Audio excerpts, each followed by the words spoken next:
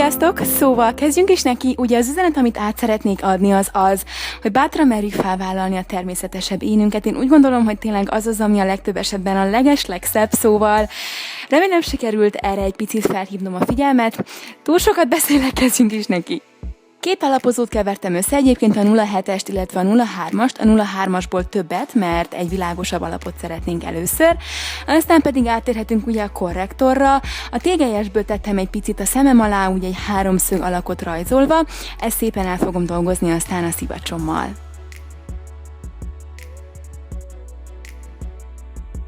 Amikor ezzel megvolnánk, akkor következik az HD korrektorból a 01-es árnyalatú. Ezt nagyon-nagyon szeretem, tényleg minden nap használom, mert szerintem nagyon szépen kihangsúlyozza ugye a szem alatti részt, és ugyancsak a szivacsommal fogom ezt eldolgozni.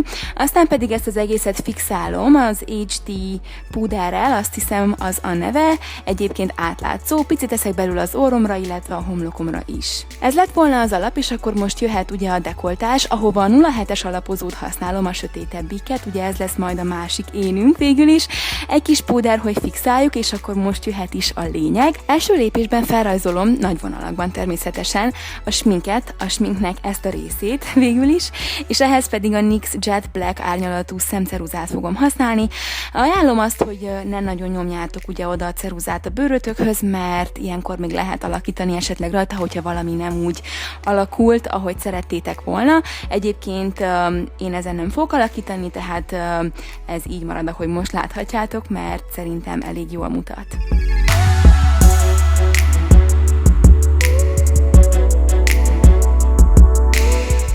Következő lépés, a 01-es alapozó stiftet használom ahhoz, hogy a belső részét ugye a szakadásnak nevezzük így, beszínezzem egy világosabb színűre, mert ugye az lesz a természetes énünk egyik része, biztos értitek azt, hogy miről beszélek. Szóval ezt az egészet beszínezem, aztán az átlátszó púderrel fixálom. Következik egy kis kontúrozás, és ehhez egy fekete szemhéjpúdert fogok használni. Egyébként elmondanám nektek azt, hogy ez a szemhéjpúder tényleg fekete, ez nem más, mint a Hot Black árnyalatú szemhéjpúder, és hát egy kis picike ecsettel fogok ugye végigmenni ezzel az egész kontúron, az egész sminken, inkább úgy mondom.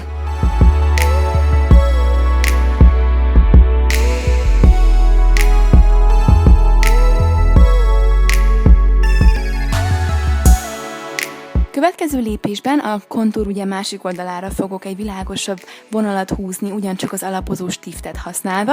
Ez is ahhoz segít hozzá minket, hogy életűbbnek mutasson ez a repedés. Aztán pedig a szemhéjpudert használva fogok félköröcskéket rajzolni. Hát itt és ott igazából ez rajtatok múlik, szerintem ott érdemes mindenféle kép ilyet rajzolni, ahol a szakadás egy picit bentebb jön, mint láthatjátok például most.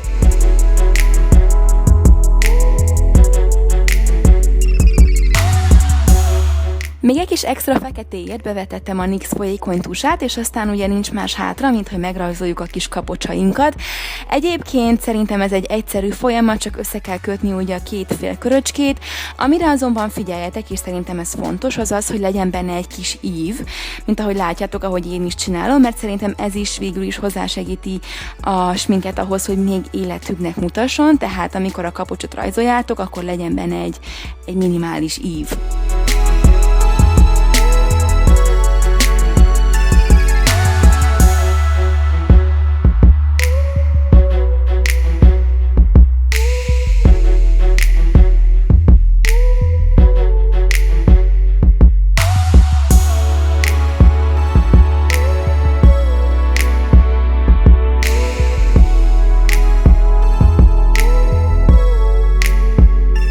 Következik a kapcsolatnak a beszínezése, és ehhez is a 01-es alapozó stiftet fogom használni, és ami fontos az az ugye, hogy az eredeti repedés csíkokat eltüntessük, mint láthatjátok, és nem baj, hogy ez az egész egy picit szürkébe megy át, mert ezzel még majd persze segítünk.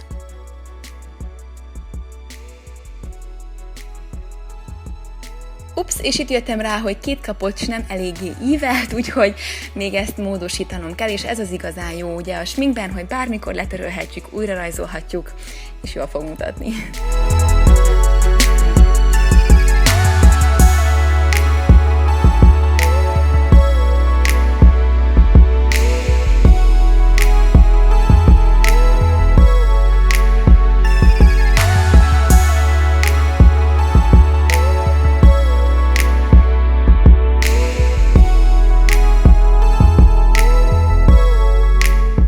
Következik ugye a kapcsok megszínezése, és ehhez egy fehér szemhéjpúdert fogok használni a NYX-től, az a neve a Whipped Cream, és egyébként tényleg nagyon pigmentált és nagyon-nagyon szép fehér, úgyhogy ezt megcsinálom minden egyes kapoccsal.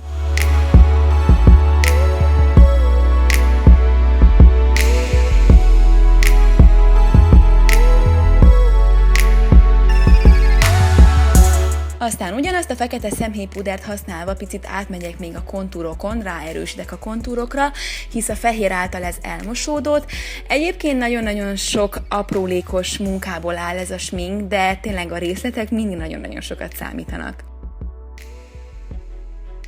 Most pedig jöhet ugye az árnyékolás, talán a legizgalmasabb része ennek a sminknek, ezeket a termékeket fogom használni.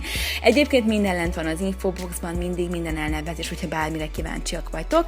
Szóval elsősorban egy pici satírozás történik ugye a félköröknél, a másik oldalon pedig el fogom őket húzni egy irányba, mint láthatjátok, mintha húzná a bőröm, tehát ezt az effektust szeretném ezzel elérni.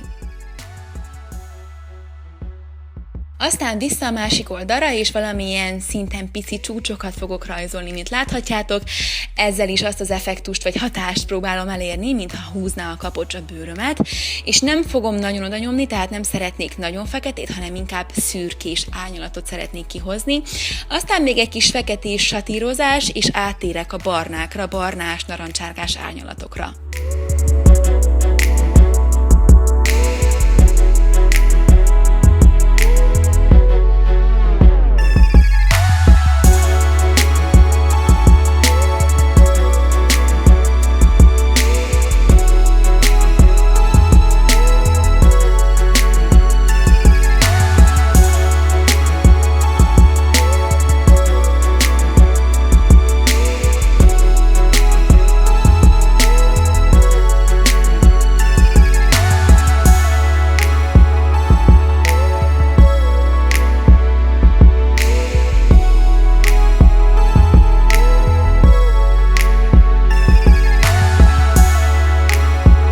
Ugyancsak egy barnát használva a kontúrpalettából fogom meghúzni pont a kontúrunk mellett a barna csíkot.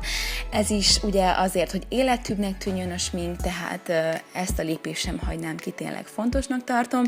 És egy nagyobb ecsettel pedig a kontúrpalettából a barnát használva fogok még ide-oda árnyékokat elkészíteni, vagy felrajzolni. Ez is valamilyen szinten azt imitálva, hogy ugye meg van terhelve az a bőr, amit fel szeretnénk magunkra rántani. Aztán 07-es árnyalatot használva le fogom alapozni az arcomnak azt a részét, ami ugye a nagyon kisminkelt, bronzos és picit mű, mondhatni, és ezt fixálni fogom az átlátszó púderrel, eztán pedig meg fogom rajzolni még a számon a csíkot, ami elmaradt, ahhoz, hogy tökéletesen meglegyen ugye az egész szakadás.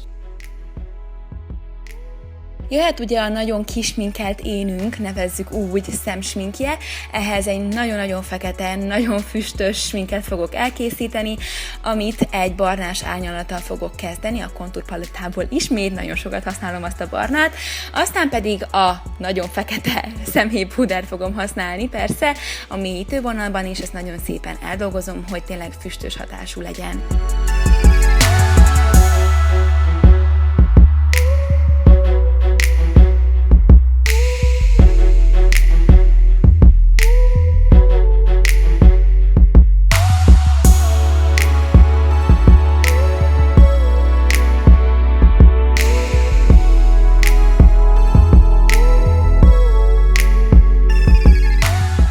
Most ugye jöhet az ezüst csillám, elsősorban a NYX Glitter Primert fogom használni ahhoz, hogy ez a gyönyörűséges, tényleg nagyon-nagyon szép ezüst csillámpor hozzátapadjon a szemhéjunkhoz, és amikor ezzel megvolnánk, akkor jöhet egy kis szempillaspirál.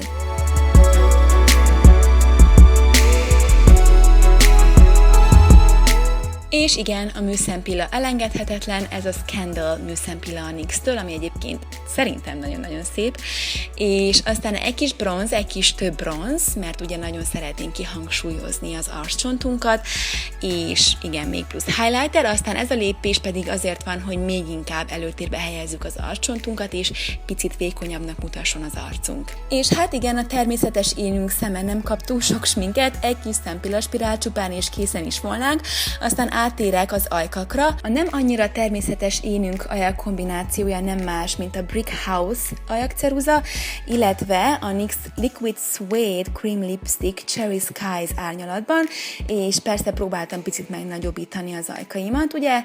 És aztán a természetes énünk pedig nem kap más, mint egy kis szájfényt, és ez nem más, mint a Cream Brulee, az egyik kedvencem egyébként.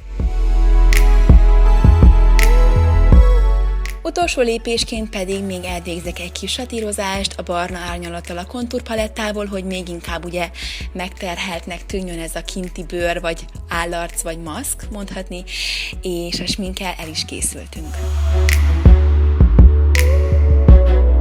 Szóval ez lenne az én videóm a második és egyben utolsó kihívásban a NYX Face Awards Hungary versenyen.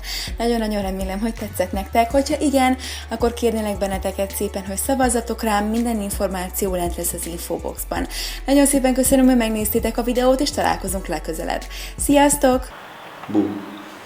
Nem tudsz megijeszteni?